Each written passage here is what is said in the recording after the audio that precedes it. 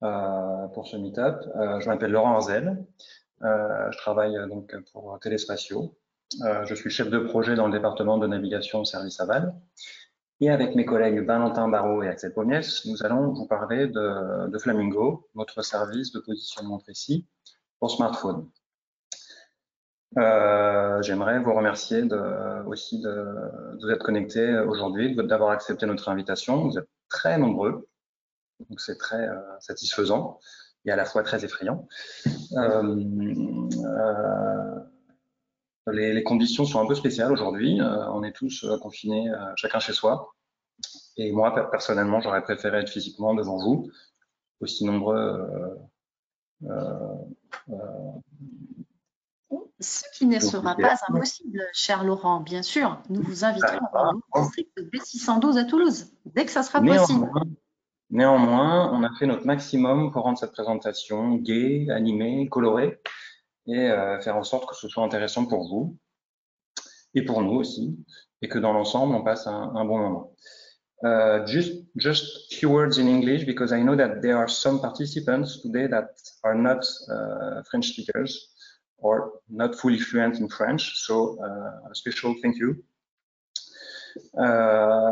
Just in any case, all the slides will be in English, so I think it will help overall. And just that we think that we will be more than happy to be in contact with you to explain whatever you want about Flamingo after the meeting. So I will give all the details for you to contact us at the end of the meeting. That's not an issue at all. Et je re-switch en français. Donc j'espère que vous êtes bien installés.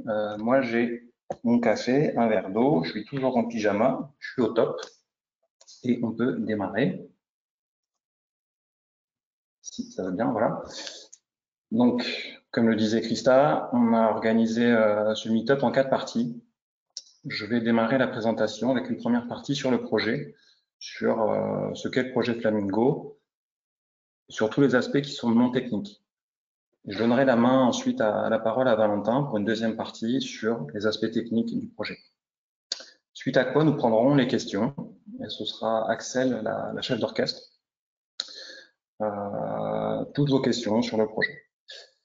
Et le plus important, en fait, c'est la dernière partie, parce que c'est un peu notre objectif aujourd'hui, c'est vous mettre le pied à l'étrier pour essayer ce nouveau service innovant de positionnement précis sur smartphone. C'est ce qui est le plus important pour nous aujourd'hui. Et donc, je démarre avec la première partie. Et on va démarrer en douceur avec une vidéo qui a été préparée par notre partenaire NSL, que je présenterai un peu plus tard. Maintenant, donc, les caractéristiques du projet. Premièrement, Flamingo, c'est un acronyme, donc je n'arrive toujours pas à le retenir, donc vous comprendrez pourquoi. C'est un projet du programme Horizon H2020, Horizon 2020, financé par l'agence européenne du GNSS.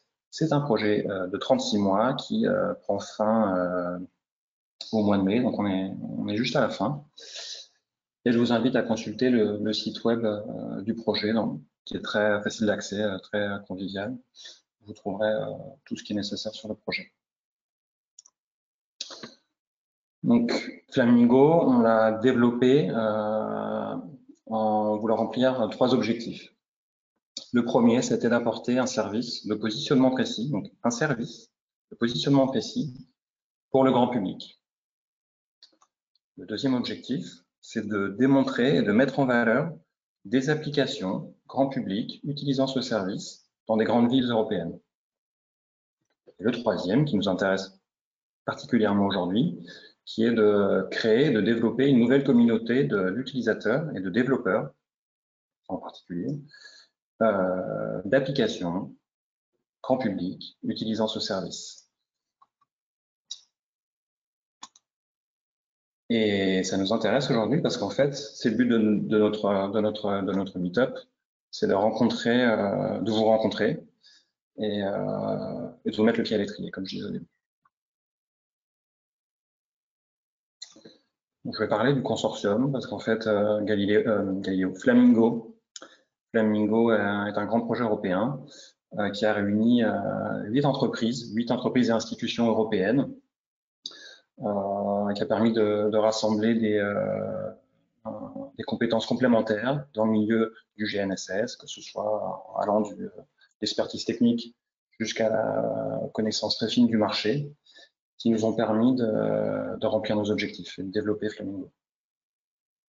J'ai rajouté, on voit sur la carte, on fait un peu le tour de l'Europe, et j'ai rajouté notre subventionneur, la GSA, qui est située à Prague, en République tchèque. Je fais un focus sur notre équipe maintenant. Donc, comme je le disais en introduction, notre équipe, c'est le département navigation service aval. Dans le cadre du projet Flamingo, en fait, toute notre équipe a déménagé des locaux téléspatiaux pour rejoindre le centre d'innovation de Toulouse, le B612, et le cockpit, qui est l'accélérateur de marché de Toulouse Métropole. Donc, physiquement, on se trouve ici, au 3e étage du B612. Quand j'ai préparé les slides, l'idée en fait du cockpit, c'est que c'est un espace ouvert pour rencontrer des gens. Donc l'idée, c'était de vous inviter à venir nous voir pour qu'on vous raconte tout ce qu'on fait, Flamingo et tous nos projets. Le truc, c'est qu'il se passe un truc en ce moment et que c'est pas tout à fait possible encore. Donc gardez-le à l'esprit. Par contre, ne venez pas dès lundi. Mais j'espère très bientôt. Donc, je reviens sur le projet maintenant. Dans Flamingo, en fait, la vocation de Téléspatio, c'est d'être un fournisseur de services satellitaires basés sur des infrastructures spatiales. Et donc, notre rôle dans Flamingo a été de développer des serveurs, d'héberger des serveurs, de les monitorer, de les maintenir et de gérer les utilisateurs. En d'autres termes, nous fournissons le service. Nous nous positionnons en tant que fournisseur du service Flamingo. Maintenant, je vais parler un peu plus des aspects innovation et marché pour le positionnement précis. Seulement, pour faire ça, je suis obligé de faire un petit peu de terminologie et de vocabulaire. J'ai vu la liste des participants, je sais qu'il y a plein d'experts et que vous connaissez ça par cœur, mais c'est pas le cas de tout le monde. En plus, on m'a dit de vous traiter comme des enfants de 14 ans pour que je sois bien compréhensible. Donc, la première chose, c'est que même moi, quand je parle à des gens de ce que je fais, je parle de GPS, parce que si je dis le vrai mot, je suis pas sûr d'être compris. Mais en fait, GPS, c'est une marque, c'est comme frigo. Un frigo, en fait, c'est un réfrigérateur. Et dans notre cas, le réfrigérateur, c'est le mot réfrigérateur pour nous, c'est GNSS. GNSS, c'est un acronyme qui veut dire Global Navigation Satellite System. C'est un système de navigation par satellite. Donc, je vais parler de terminologie, mais je vais le présenter de la manière la plus simple possible. Et plus tard, dans la deuxième partie, Valentin rentrera dans les détails techniques pour vous expliquer un peu plus comment ça marche. Moi, je ne m'attache qu'à la terminologie. Et un GNSS, pour moi, c'est deux choses, des satellites et des récepteurs. Des satellites qui émettent des signaux, donc reçus par le récepteur, et le récepteur traite ces signaux pour donner une position. Donc, l'utilisateur d'un récepteur connaît sa position grâce aux signaux envoyés par le satellite. Il se trouve qu'en fait, le récepteur il peut tout aussi bien retransmettre les signaux tels quels. L'utilisateur peut rien en faire comme ça, mais il peut le faire. Ça me permet d'introduire deux concepts, deux notions importantes pour Flamingo et pour ma présentation, pour notre présentation. La première, c'est la notion de raw measurements, donc des mesures brutes. C'est comme ça qu'on va l'appeler dans la suite. Ce sont en fait les signaux des satellites qui n'ont pas été traités, mais auxquels on peut avoir accès dans les récepteurs. La deuxième chose, c'est l'idée de double fréquence, de dual frequency, parce que les signaux envoyés par les satellites peuvent être envoyés sur plusieurs fréquences. Et j'irai pas plus dans la technique. Ça, c'est important parce que, en fait, ce sont deux choses qui contribuent au positionnement précis. Et ce sont des choses connues et utilisées déjà dans les marchés professionnels, dans les récepteurs haut de gamme, qui ne sont pas accessibles au grand public. Parce que si, donc, la question maintenant, comme je l'ai indiqué au début, le Flamingo, c'est pour le grand public. Et donc, quand on parle de GNSS et de grand public, en fait, on réalise que le GNSS est devenu un produit de consommation courante. On en trouve un petit peu partout dans des appareils de la vie de tous les jours. Quelque chose de très facilement accessible. On l'utilise même parfois sans s'en rendre compte. Il y a un autre signe aussi, c'est que du côté industriel, tout ce qui compose un récepteur, c'est des choses qui sont fabriquées à grande échelle et à faible coût. Et dans nos vies, ça se traduit par, et le premier d'entre eux, le premier des appareils qui permet de faire ça, le premier des récepteurs GNSS dans le monde, c'est le smartphone. Donc si on veut accéder au grand public, on doit passer par le smartphone. Ensuite, il y a d'autres types d'appareils, des wearables, je connais même pas le terme en français d'ailleurs, qu'on catégorise un peu plus sous la dénomination IoT, Internet of Things. Et donc, ça peut être des smartwatches, tout un tas de petits appareils électroniques communicants qui permettent de se localiser. Et ce monde a subi deux révolutions dans les années précédentes.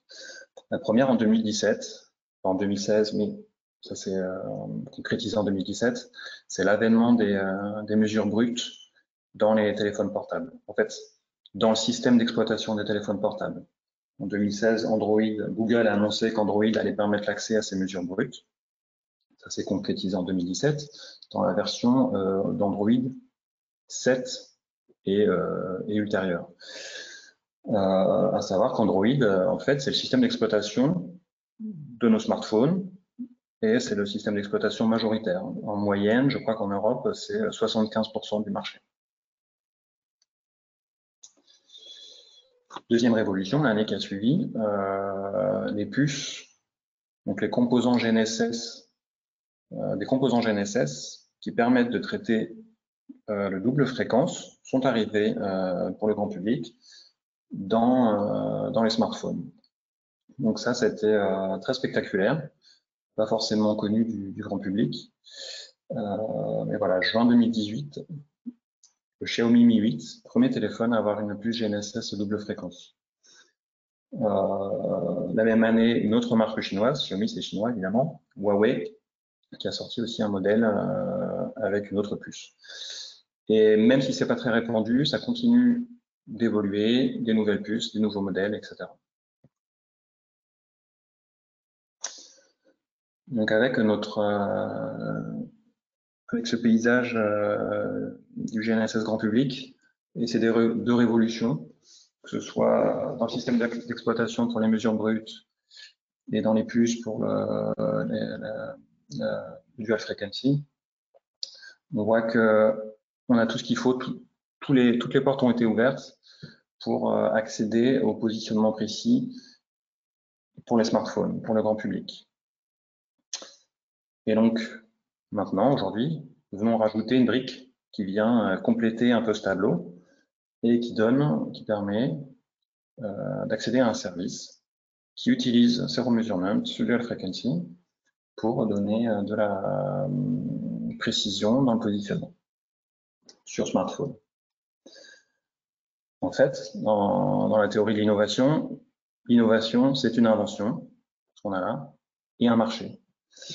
Et dans la construction de ce projet, dans l'idée de ce projet, en fait, on est dans une forme de poussée technologique. Il n'y a pas vraiment une demande du marché, elle n'a pas été encore amorcée. Donc c'est une poussée technologique. Moi j'appelle ça un flamingo push. Et notre cible, c'est le grand public. Donc c'est la majorité des utilisateurs. Seulement, on est au tout début. On doit amorcer cette pompe d'adoption. Et ce qu'on fait aujourd'hui,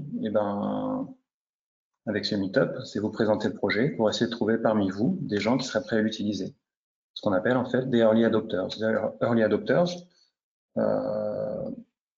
c'est très important dans une innovation parce que ce sont les gens qui vont accéder en premier à la technologie, mais surtout participer, contribuer à la définition de cette technologie qui viendra plus tard, une technologie grand public.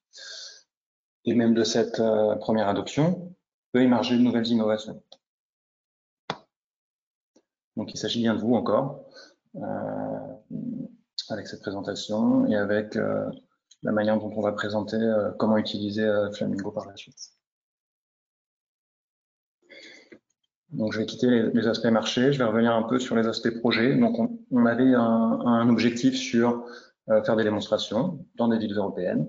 Donc on avait de grandes ambitions, les uns et les autres, chacun dans nos pays. Sauf que vous savez très bien ce qui s'est passé en début d'année. On a dû un peu revoir nos plans. Des fois, à la dernière minute, en fonction des aléas dans chacun des pays, l'évolution de la situation. Je voudrais noter que, par exemple, en Pologne, avec notre partenaire Budot, j'ai vu que Chris était connecté.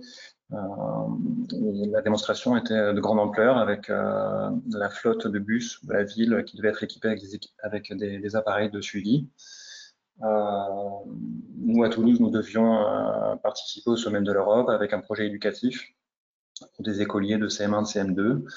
Donc, on avait quelque chose de très ambitieux, de très complexe. On avait on avait développé une application pour les enfants avec différents types de navigation, avec une chasse au trésor, avec le thème de l'envol des pionniers, etc.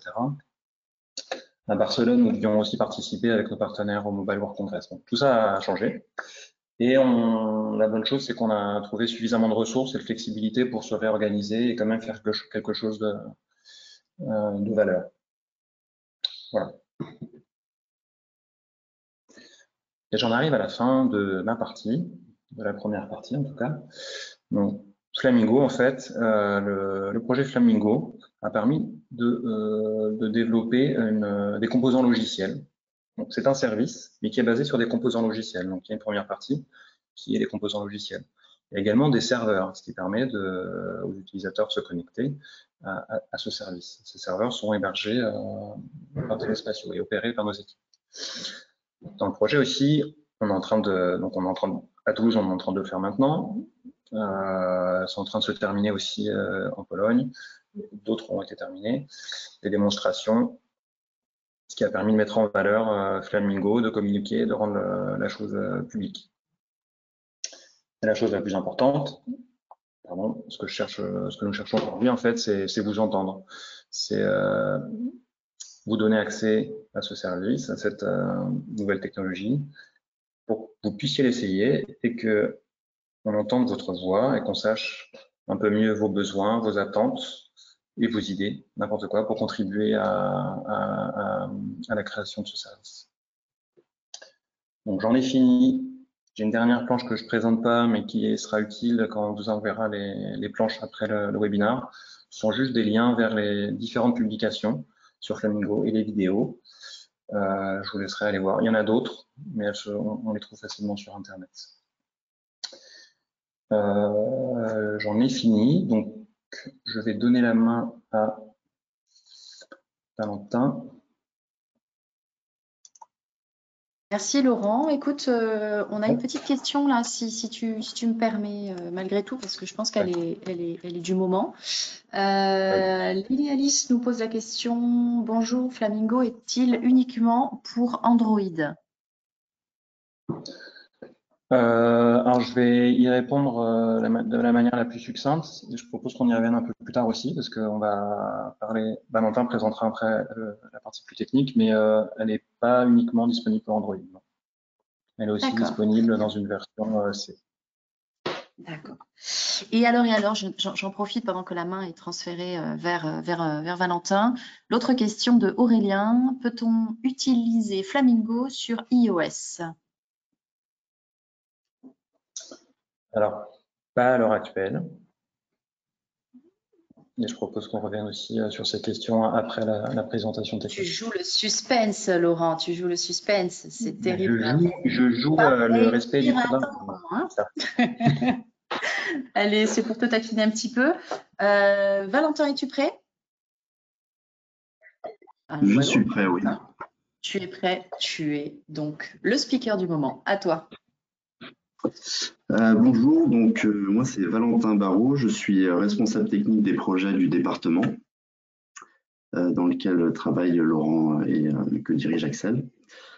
Maintenant que Laurent a présenté de manière générale le projet Flamingo, je vais vous expliquer un peu plus en détail comment fonctionne le service Flamingo.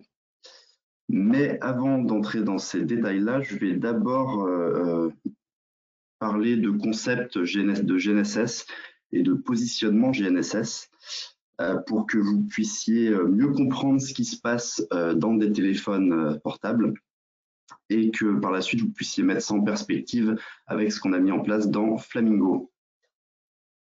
Maintenant, je vous rassure, je vais parler de concept GNSS, mais je vais rester aussi général que possible. Pour tout vous dire, j'ai même invité à mes parents à ce webinaire dans l'espoir qu'ils comprennent un peu mieux ce que je fais dans mon métier. Donc, ça restera aussi général que possible, je vous le promets.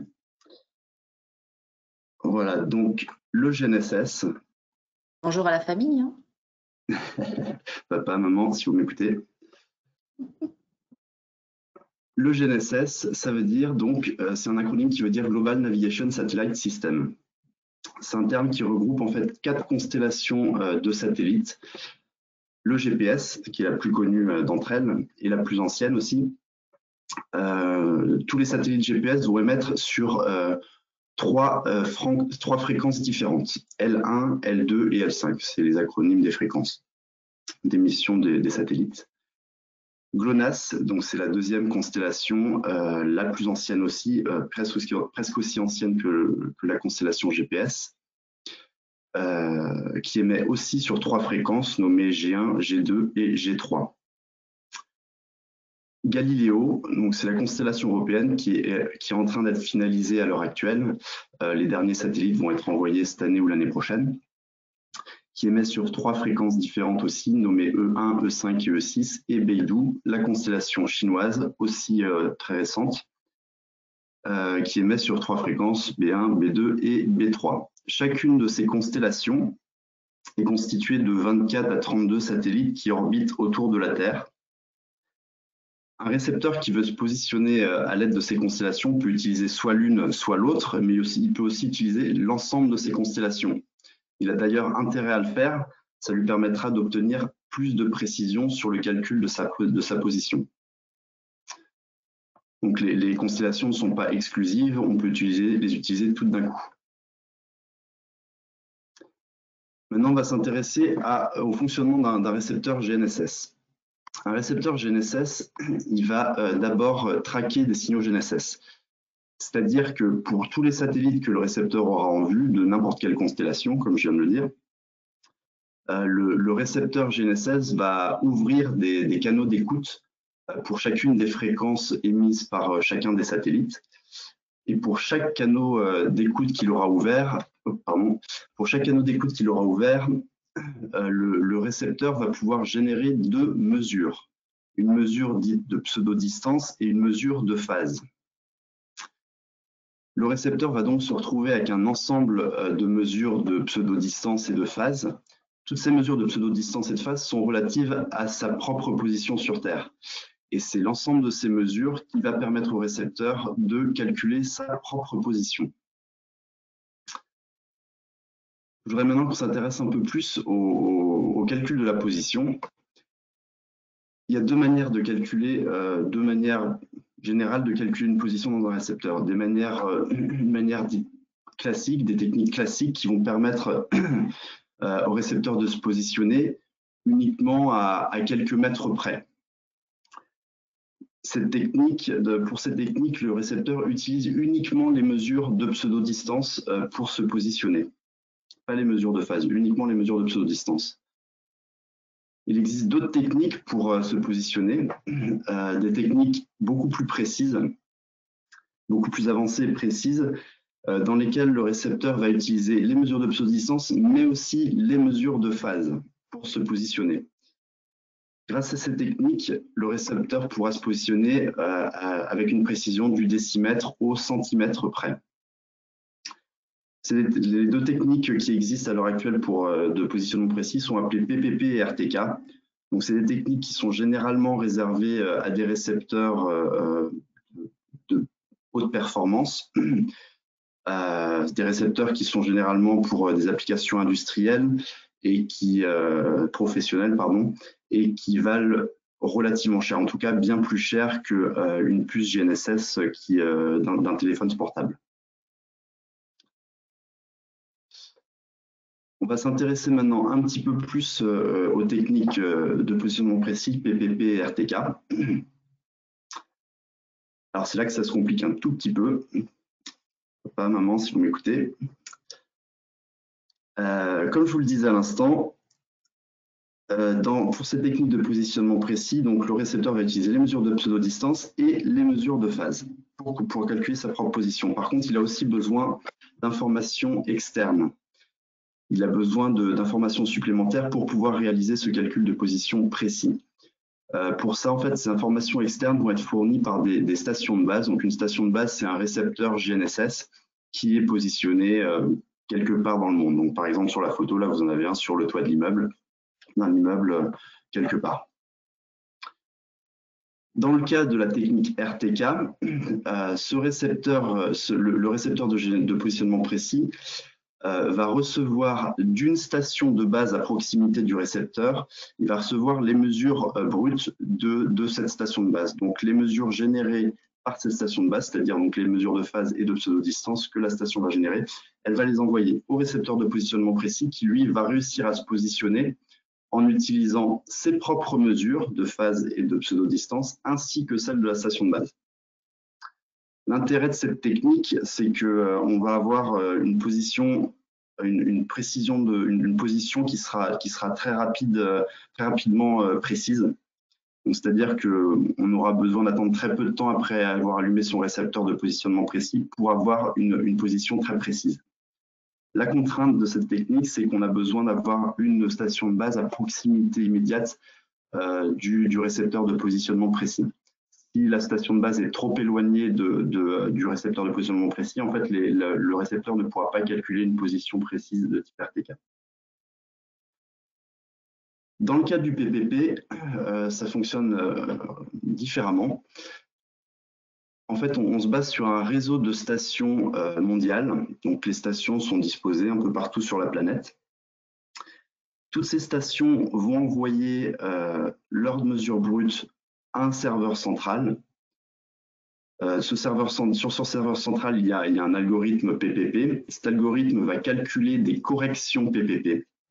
Et ce sont ces corrections en fait, qui sont renvoyées au récepteur de navigation PPP, qui va les utiliser en plus de ses propres mesures de pseudo-distance et de phase pour calculer une position précise de type PPP. L'intérêt de cette technique, c'est que on n'a pas besoin on n'a pas de contrainte de station de base comme pour le RTK, c'est-à-dire que les corrections PPP sont valides partout sur la planète. On n'a pas besoin de se retrouver à proximité d'une de ces stations. L'inconvénient de cette technique, c'est qu'on a généralement une position qui va converger doucement qui va converger doucement, donc c'est-à-dire qu'on aura une position précise à l'aide d'un récepteur PPP uniquement souvent quelques minutes après le démarrage du récepteur. Il faut souvent attendre un petit peu avant de pouvoir avoir une position très précise. Ben voilà, je pense que vous êtes le GNSS n'a plus de mystère pour vous.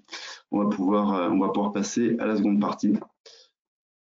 Le GNSS dans les smartphones. Dans les smartphones, donc Laurent a déjà parlé de ça tout à l'heure, dans les smartphones avant 2017, Android fournissait aux utilisateurs uniquement une position standard. Il ne fournissait pas de mesure brute, il ne fournissait pas de position précise.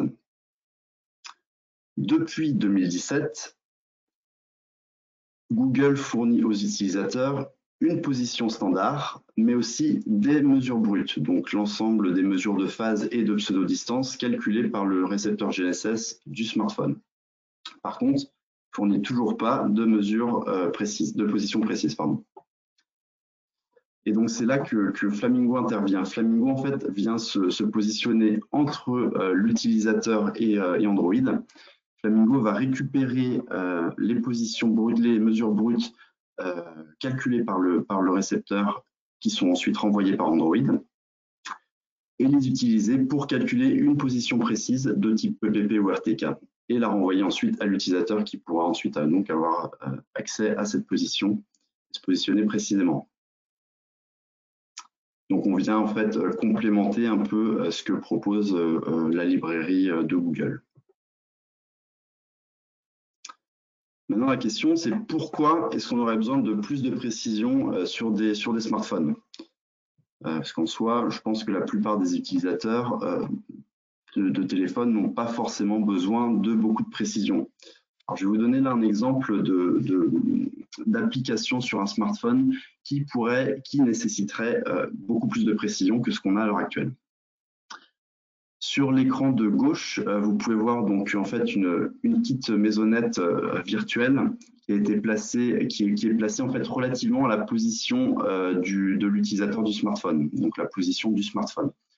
Vous pouvez voir cette maisonnette qui bouge parce qu'en fait, à chaque fois que la position du smartphone est calculée, la position relative de la maison va aussi varier. Donc en fait, du fait qu'on ait peu de précision sur la position du smartphone, la maisonnette va aussi se déplacer, ce qui fait que ça rend l'application un peu inutilisable.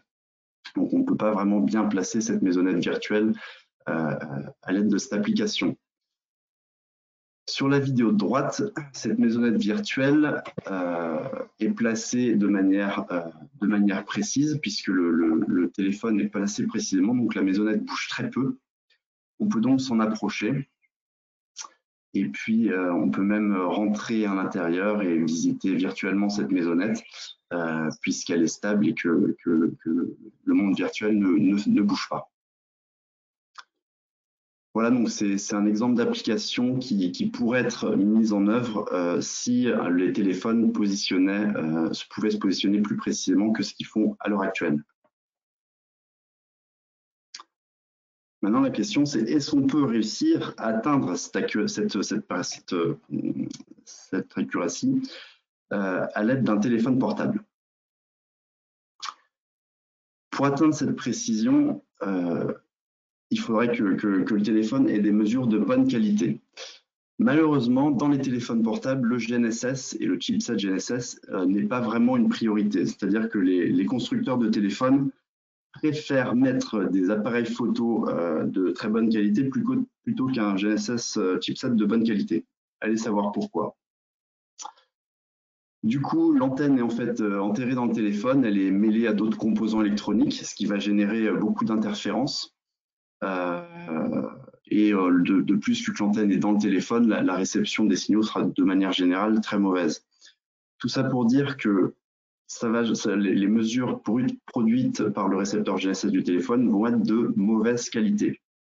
Donc les mesures de pseudo-distance et de phase vont être de mauvaise qualité, sachant qu'en plus, les téléphones portables sont utilisés dans un environnement généralement urbain, vu que la plupart des personnes vivent dans des villes.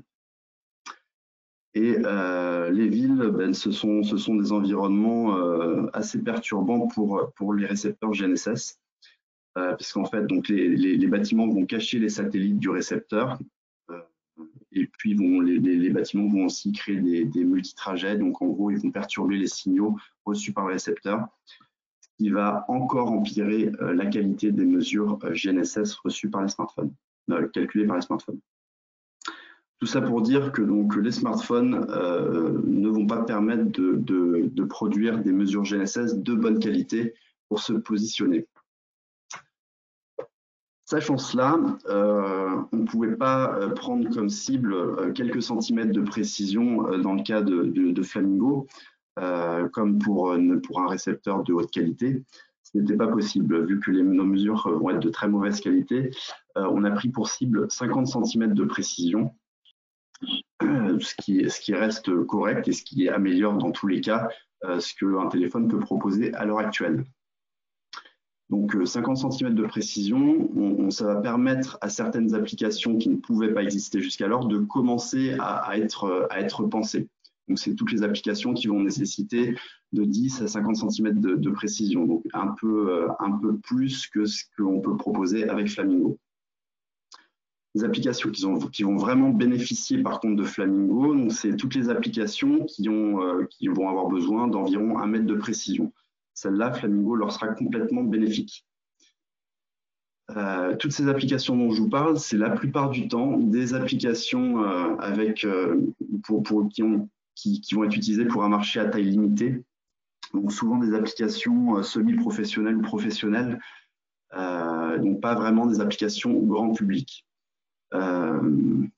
Maintenant, on est là pour ça, donc c'est-à-dire que si jamais vous avez de nouvelles idées qui permettent d'élargir le domaine d'applicabilité de Flamingo, eh bien, vous êtes les bienvenus, c'est exactement ce qu'on souhaite faire. Voilà, donc maintenant que vous avez toutes les connaissances nécessaires en GNSS et en GNSS dans les smartphones, on va pouvoir regarder d'un peu plus près ce qui se passe dans Flamingo précisément. Flamingo donc, est basé sur 3 sous-systèmes, donc un réseau de stations de base, des serveurs et une API qui est dans les smartphones. Le réseau de stations de base donc, est constitué majoritairement pour l'instant de stations de l'IGS. Donc l'IGS, c'est un réseau de stations mondiales et publiques, ainsi que quelques stations de base de Flamingo, donc des stations de référence qu'on a ajoutées au cours du projet. Toutes ces stations vont envoyer leurs mesures brutes au serveur Flamingo. Toutes ces mesures vont être réceptionnées par le caster à l'intérieur des serveurs. Donc c'est le service de réception et de centralisation des mesures. Les serveurs Flamingo sont aussi, il y a aussi un service PPP sur les serveurs Flamingo, service de correction, donc en fait qui va utiliser l'ensemble des mesures produites par les stations pour calculer des corrections PPP et potentiellement les renvoyer à l'utilisateur dans l'API Flamingo pour qu'il se positionne avec un filtre PPP. En plus de ça, donc dans nos serveurs, on a un service d'authentification qui permettra de valider que l'utilisateur qui requiert nos services a bien le droit de les utiliser. Donc, comme j'en parlais à l'instant, l'API Flamingo qui est majoritairement constituée du fil de positionnement, qui réceptionnera soit les corrections PPP, soit des mesures issues d'une station de base pour faire du RTK, pour réussir à se positionner de manière précise. Le service Flamingo, c'est quoi? Donc, le service Flamingo, va fournir à l'utilisateur une position précise en temps réel et mise à jour chaque seconde. Très important aussi, uniquement à des utilisateurs authentifiés.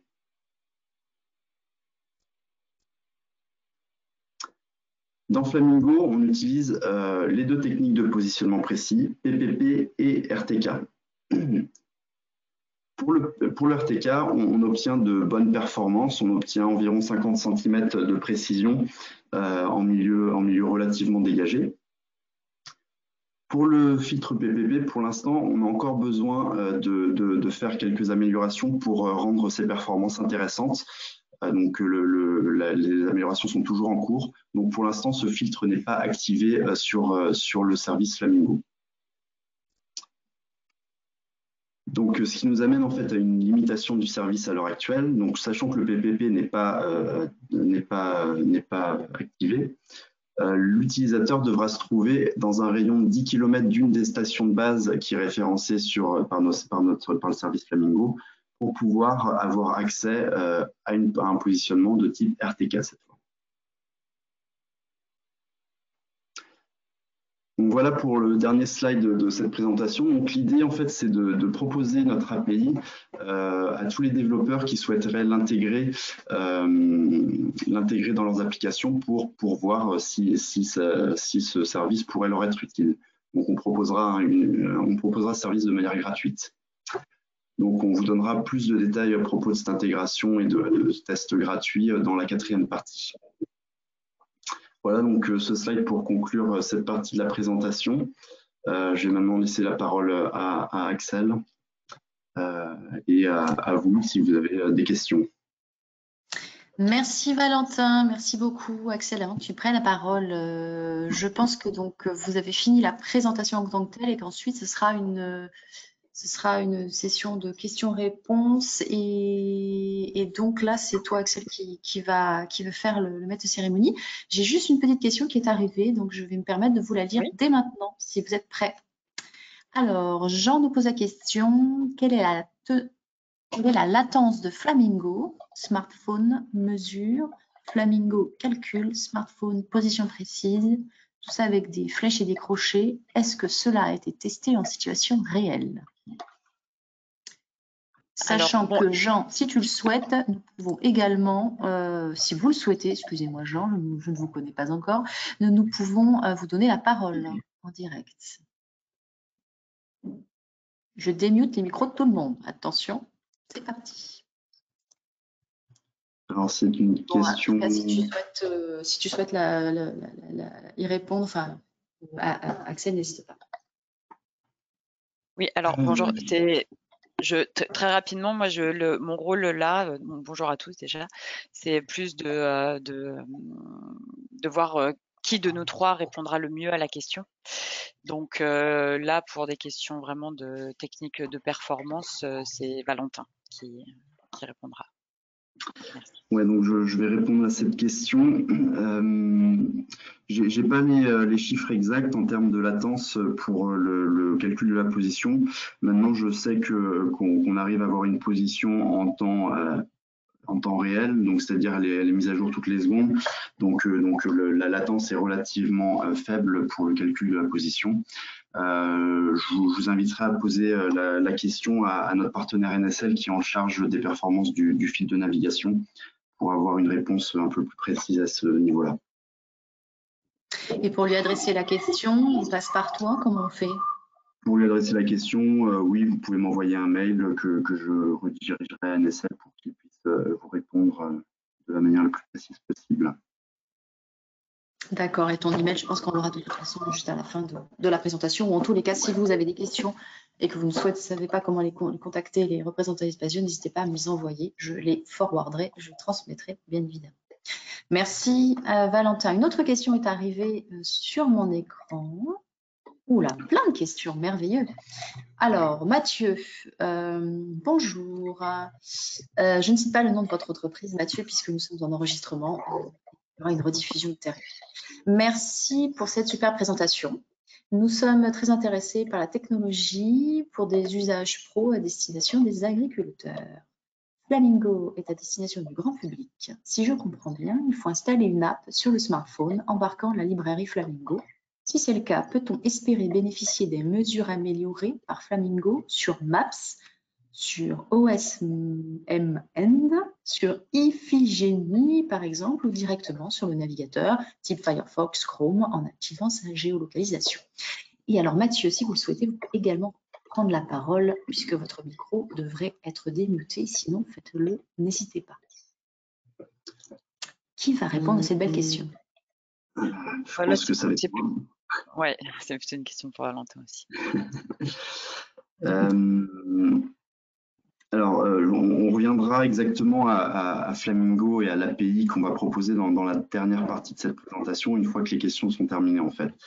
Mais donc Flamingo, c'est pas une application, c'est une API, ça se présentait sous la forme d'un SDK qui pourrait être intégré dans un téléphone portable et dans une application justement plus précisément d'un téléphone portable. Donc c'est pas directement une application, c'est vraiment un SDK à être intégré par la suite. Donc ça répond en partie à la question qui est assez vaste, mais donc on ne peut pas utiliser directement Flamingo comme sous-entendu par Mathieu. Il faut d'abord intégrer ce SDK dans une application. Bonjour, je me permets de compléter ma question du coup, Mathieu. Bonjour Mathieu, allez-y. Bonjour, merci. En fait, ma question est portée sur le fait, si on installe une application qui embarque le SDK de Flamingo, ouais. Qui est donc dédiée, une application par exemple dédiée à améliorer la précision de la mesure satellite, est-ce qu'il y a un moyen pour que si j'utilise mon navigateur ou Maps ou Waze, ces applications-là, qui sont des applications grand public, bénéficient de la mesure améliorée par l'application embarquant SDK, le SDK Flamingo. Si les applications que vous utilisez ont possibilité de communiquer avec l'application sur laquelle est embarqué sur laquelle est embarqué Flamingo, oui, il n'y a pas de raison que vous ne puissiez pas en bénéficier sur les autres applications. D'accord. Je ne vois pas de problème technique a priori, si j'ai bien compris la question. Maintenant, si vous voulez, on pourra en parler de manière un peu plus précise avec les développeurs de téléspatiaux pour pouvoir valider bien ma réponse. Ok, volontiers. Merci.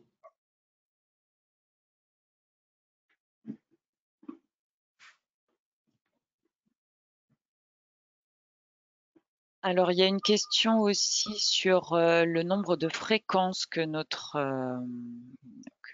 solution traite. Valentin, si tu veux répondre. Alors, on en parlera un peu plus dans la 4e partie aussi. La plupart des téléphones, en fait, ça va surtout dépendre du téléphone. La plupart des téléphones à l'heure actuelle traquent uniquement une seule des fréquences qui sont broadcastées par le satellite. Maintenant, il commence à exister des téléphones, donc Laurent, on aura un petit peu parlé au début, donc le Xiaomi Mi 8 était le premier téléphone bifréquence. Donc, il va traquer 2 fréquences simultanément pour chaque satellite. Donc, il y a bien quelques téléphones qui existent et notre solution est capable d'utiliser plusieurs fréquences. Après, Flamingo donnera même de meilleures performances si le téléphone est bifréquence. D'accord. Ensuite, il y a une deuxième question pour Permagro. Avez-vous une date pour la mise en route de la correction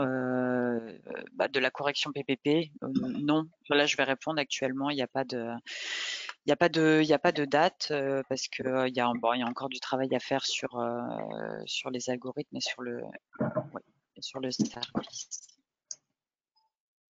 Du coup, je me repermets de compléter ma question. Et est-ce que vous avez une carte des stations de base qui permettent la correction RTK? Alors, je vais laisser répondre Valentin. Donc non, on n'a pas de carte, pour l'instant. Maintenant, oui, donc on connaît les stations qui permettent de faire du RTK en France et à l'étranger. Donc si vous êtes intéressé par notre API, on discutera des possibilités qui existent en fonction de votre emplacement à ce moment-là. D'accord, merci.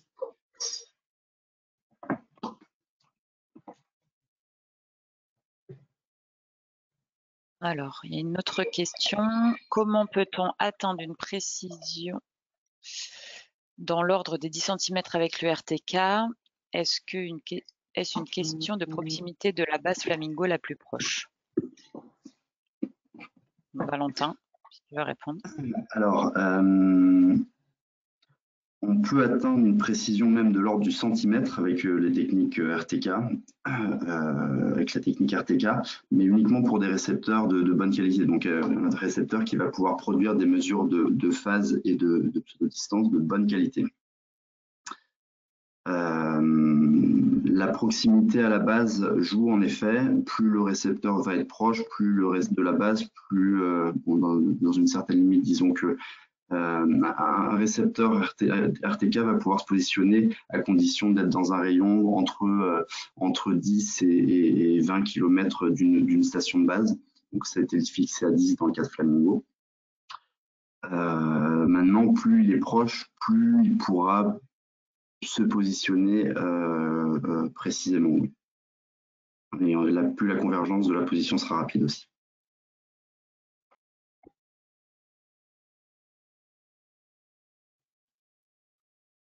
Très bien, nous n'avons plus de questions écrites. Ah si, une autre arrive.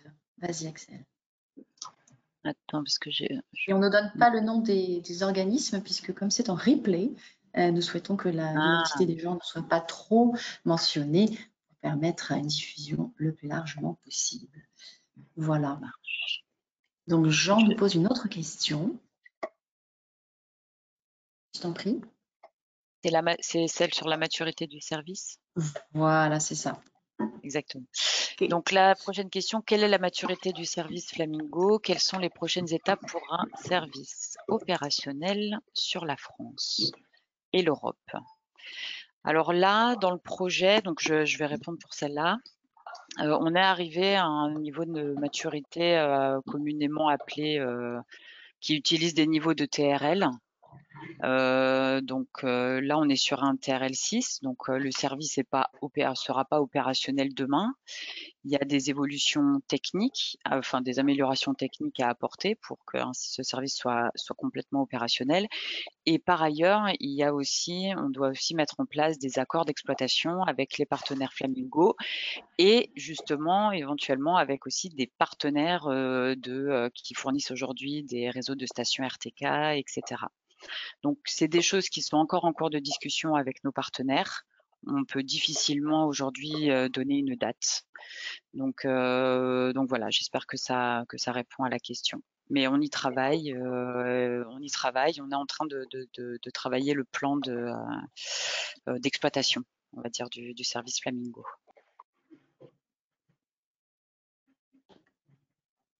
Très bien. Il nous dit, c'est très clair, merci. Très bien. Merci, Jean. Alors, d'autres questions, vous pouvez les poser en direct. Votre micro est ouvert. Il suffit de votre côté de l'ouvrir également pour pouvoir prendre la parole. N'hésitez pas.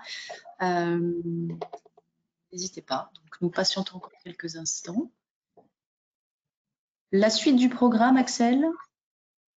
Alors, la suite de programme, ça va être une présentation, comment dire, vraiment pratique sur qu'est-ce que doit avoir un téléphone pour pouvoir utiliser Flamingo, comment on installe l'API Flamingo, etc. Moi, je vais juste poser une petite question pour Laurent, parce que c'est juste pour comment dire, que les gens aient aussi conscience que dans ce projet, il y a eu autre chose que du smartphone. Laurent a adressé notamment la partie Internet of Things. Et donc, Laurent, si tu peux juste nous dire un peu rapidement ce qui a été fait sur cette partie, parce que ça a été aussi un gros travail dans Flamingo. Voilà. Donc, ouais, merci Axel. En fait, j'ai eu la question au tout début. Donc, l'API Flamingo, et Valentin va en parler, elle est disponible dans le langage Java pour Android.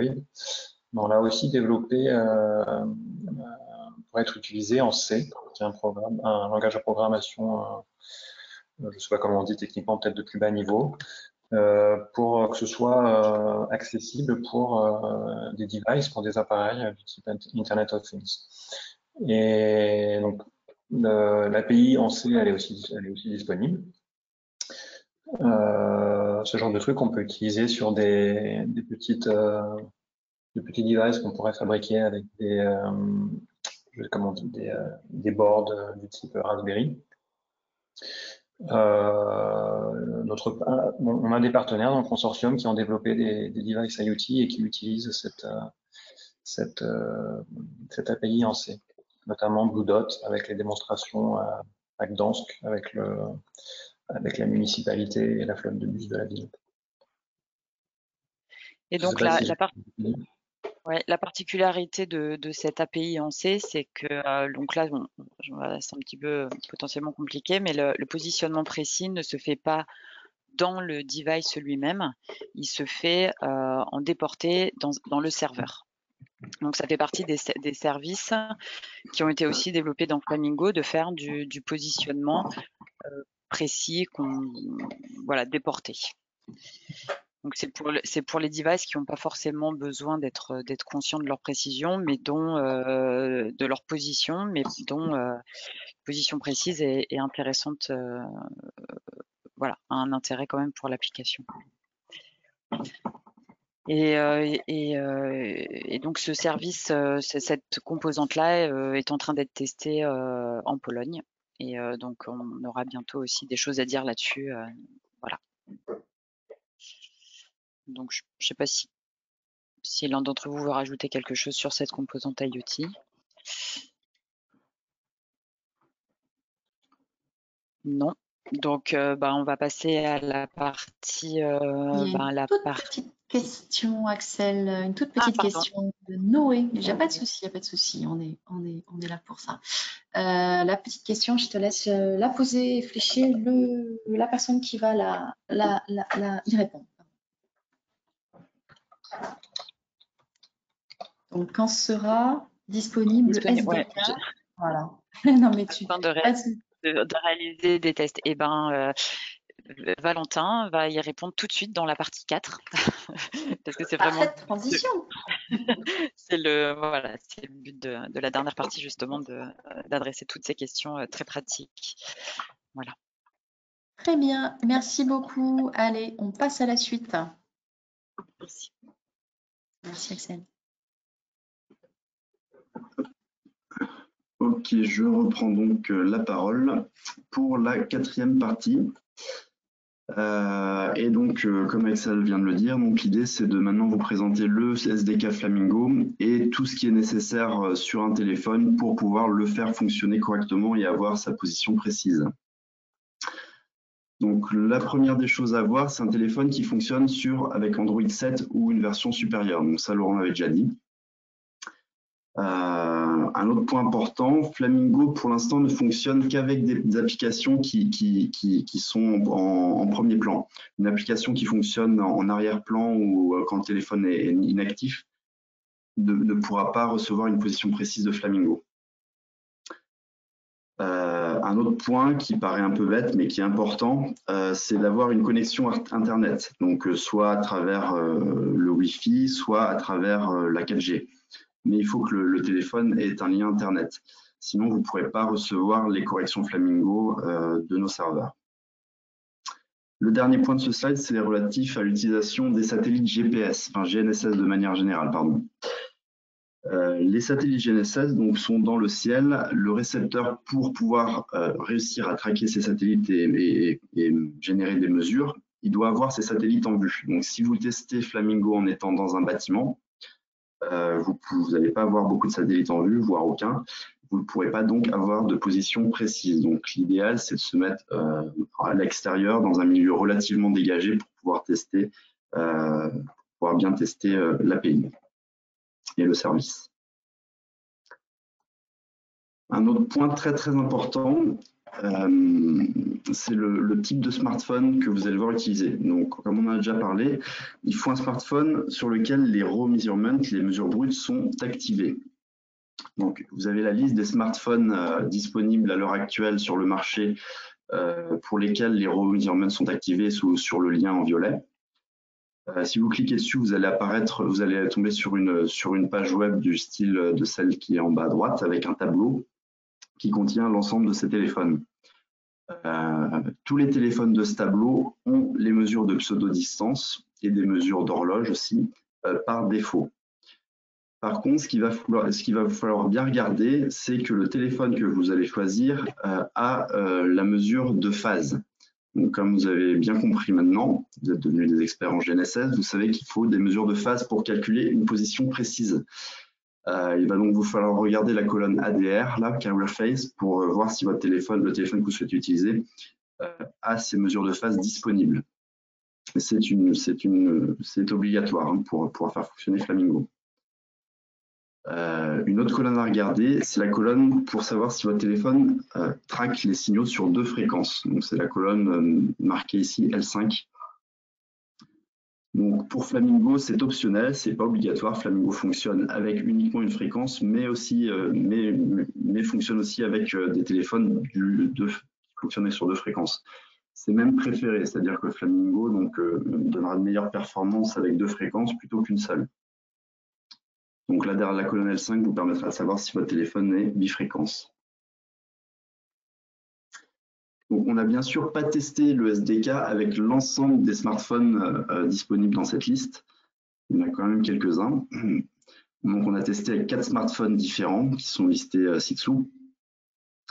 Normalement, il ne devrait y avoir aucun souci à faire fonctionner le SDK avec un autre smartphone, un smartphone que C4. Si jamais vous rencontrez un problème lors de l'intégration, vous pouvez toujours revenir vers nous et puis on essaiera de régler ça. Mais normalement, il n'y a aucun souci, ça devrait marcher avec n'importe quel smartphone de cette liste. Le SDK Flamingo, en fait, il est constitué d'une librairie de fonctions qui doivent être intégrées en fait dans l'application qui a besoin de précision. L'intégration se fait très facilement en fait, donc il suffit juste de remplacer la fonction fournie par Google, par l'API Google qui s'appelle onLocationChanged. Il suffit de remplacer l'utilisation que vous faites de cette fonction dans votre application par la fonction onFlamingoLocation qui fonctionne exactement de la même façon que onLocationChange et qui vous fournira une position précise à la place de la position standard fournie par Google.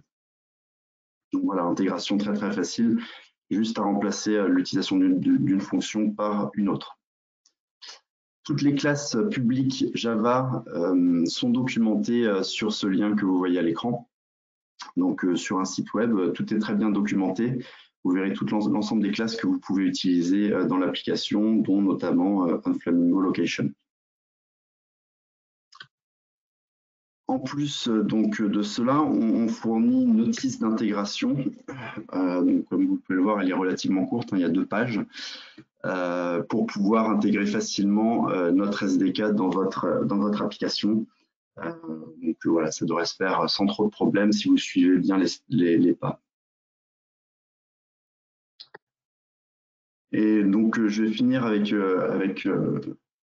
ce slide en précisant donc que l'intégration qu'on a faite du SDK, pour l'instant, on l'a fait uniquement dans des applications natives. On n'a pas testé le SDK, on n'a pas testé l'intégration du SDK sur des applications hybrides développées avec d'autres frameworks type Ionic ou Cordova. Il se peut donc que l'intégration ne suive pas exactement les steps présentés juste avant pour des applications hybrides. Vu qu'on n'a pas testé ce type d'intégration, on ne peut pas vraiment faire part de notre expérience là-dessus. Par contre, si vous tentez d'intégrer notre SDK avec ce type d'application, on sera très intéressé par un retour d'expérience de votre part.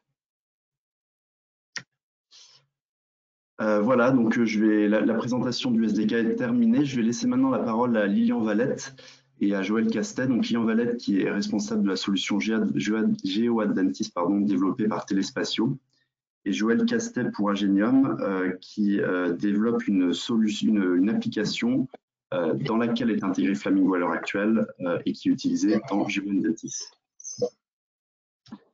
Oui, bonjour. Oui, tu m'entends?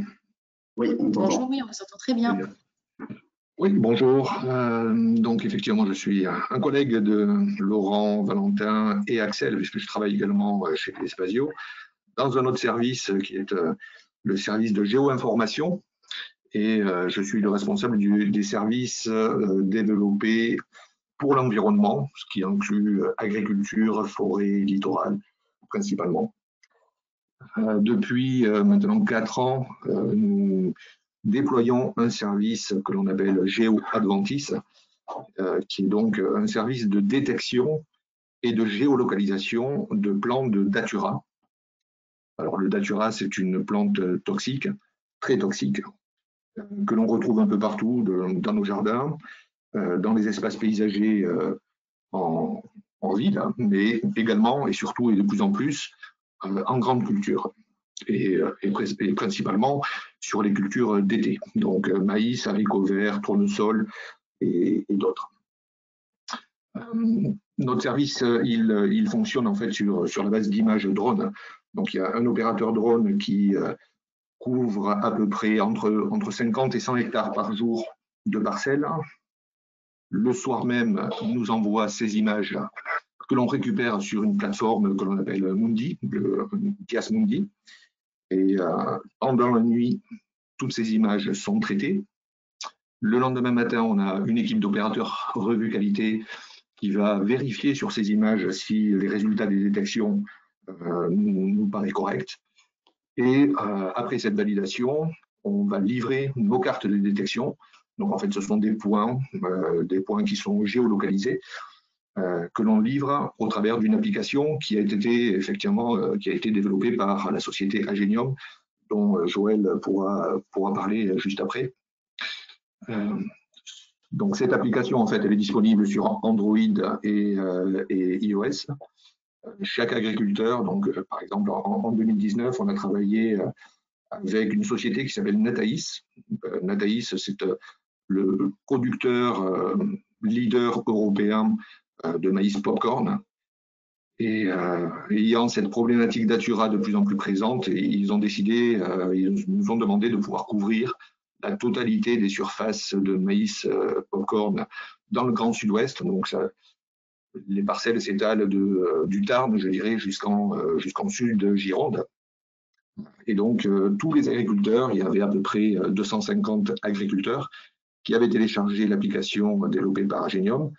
Et après un traitement donc de nos images et de notre revue qualité, l'agriculteur recevait 24 heures après le vol sur son smartphone les points de détection. Ce qu'on a pu constater, c'était effectivement des écarts de positionnement qui pouvaient être assez importants, hein, de l'ordre entre 3 et 8 mètres. Donc, ce qui est embêtant pour l'agriculteur, puisque l'idée de ce service, c'est de pouvoir l'aider à retourner rapidement sur les points qui ont été détectés et lui permettre, avant de récolter sa parcelle, de pouvoir arracher et enlever ces plantes de Datura toxiques en dehors de sa parcelle. Donc là, notre objectif cet été, puisqu'on va renouveler l'opération et même on va l'étendre, puisqu'on va à peu près couvrir un peu plus de 10 000 hectares cet été. L'objectif sera effectivement de pouvoir travailler avec Joël sur l'intégration de cette API sur l'application mobile et regarder comment cette application, le service proposé par Flamingo, va pouvoir nous aider à être plus précis et permettre à l'agriculteur de pouvoir retourner sur les plantes de Datura qui ont été détectées de façon beaucoup plus rapide. Voilà, Joël, je peux te laisser peut-être un peu la main sur la présentation de l'application. Bonjour Joël, est-ce que vous nous entendez? Est-ce que vous pouvez démuter votre micro également? Parce que normalement, tout est ouvert. Il suffit de le faire, sinon je vais vous aider peut-être, si vous n'y arrivez pas de votre côté. Voyons voir. Le son est coupé. Oui. Voilà. Vous m'entendez? C'est bon? Parfait, parfait. Bon, bonjour à tous. Lilian a parfaitement décrit l'application. Donc, Agenium a développé une plateforme web et une application mobile qui va aider sur la partie mobile l'agriculteur à se localiser, à identifier avec la plus grande précision l'endroit à faucher, à traiter.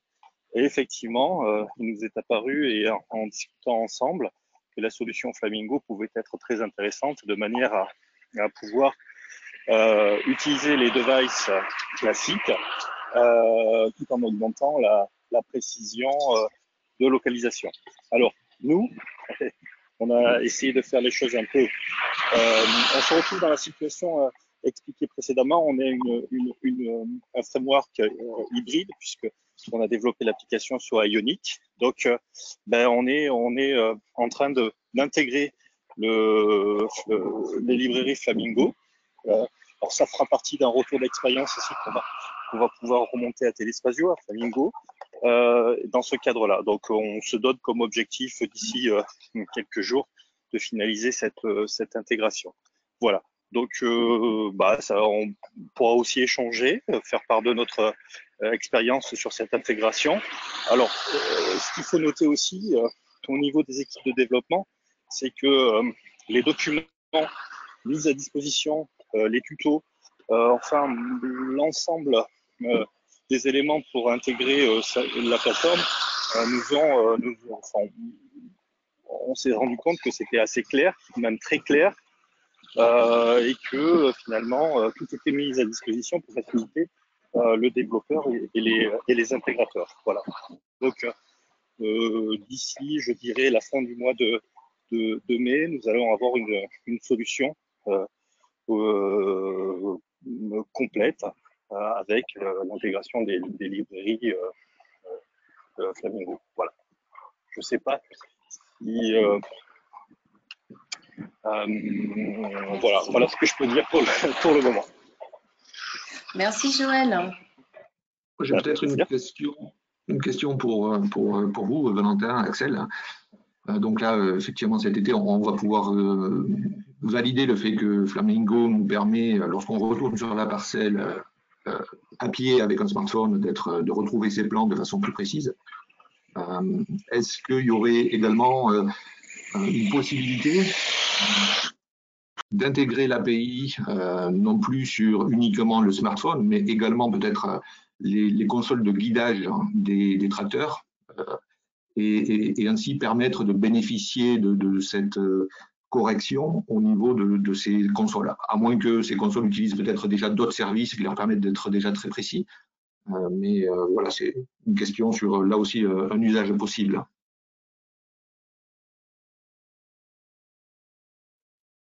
Valentin, je te laisse répondre. Oui. Tu veux que je réponde? Oui, c'est sûr, c'est un usage possible. On pourrait étendre très bien aux consoles des tracteurs. Maintenant, pour l'agriculture, il existe déjà pas mal de produits de positionnement précis. Donc, à voir dans quelle mesure on peut étendre le service Flamingo. Mais en tout cas, ce serait une très bonne application, par exemple, pour la partie développée en C, donc dont Laurent et Axel ont parlé tout à l'heure.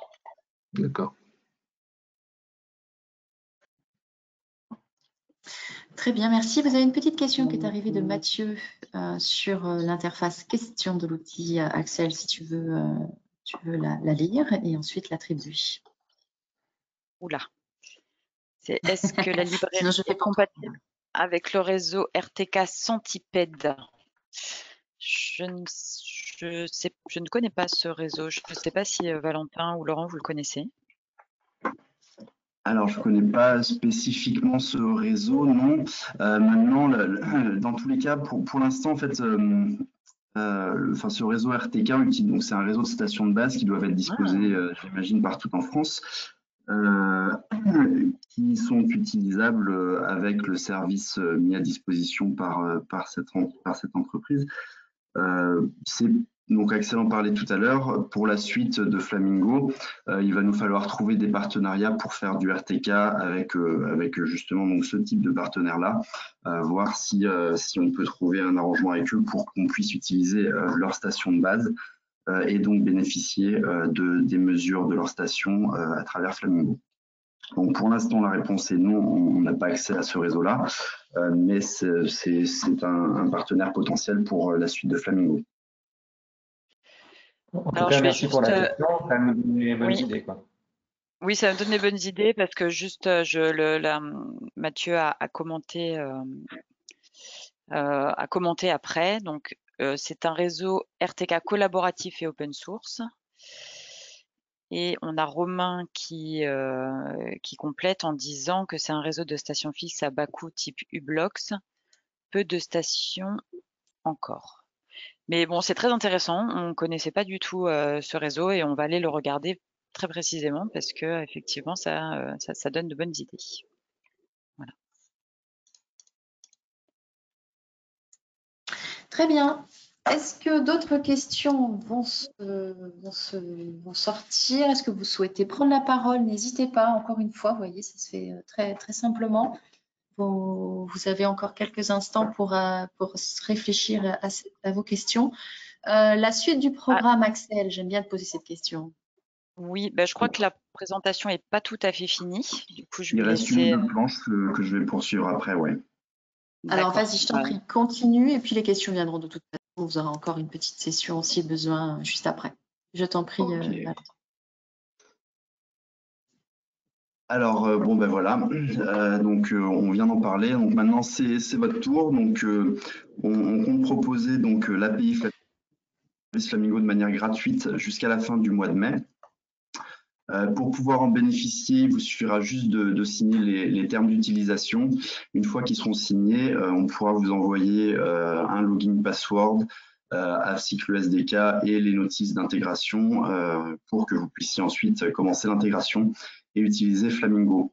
On fournira aussi une ligne de support pour l'intégration si jamais vous avez fait l'expérience de problèmes. Une fois l'intégration terminée par les testeurs, ce qu'on souhaiterait, c'est pouvoir échanger avec vous pour recevoir des retours d'expérience, notamment au niveau de l'intégration et au niveau des performances que vous obtenez et que vous attendez. Voilà, donc je vais laisser Laurent maintenant conclure. Alors, il y a une dernière petite question qui est arrivée de Romain. De manière générale, avec la précédente, le SDK Flamingo peut-il se connecter à un autre caster que celui de Flamingo pour récupérer des corrections RTK? Alors non,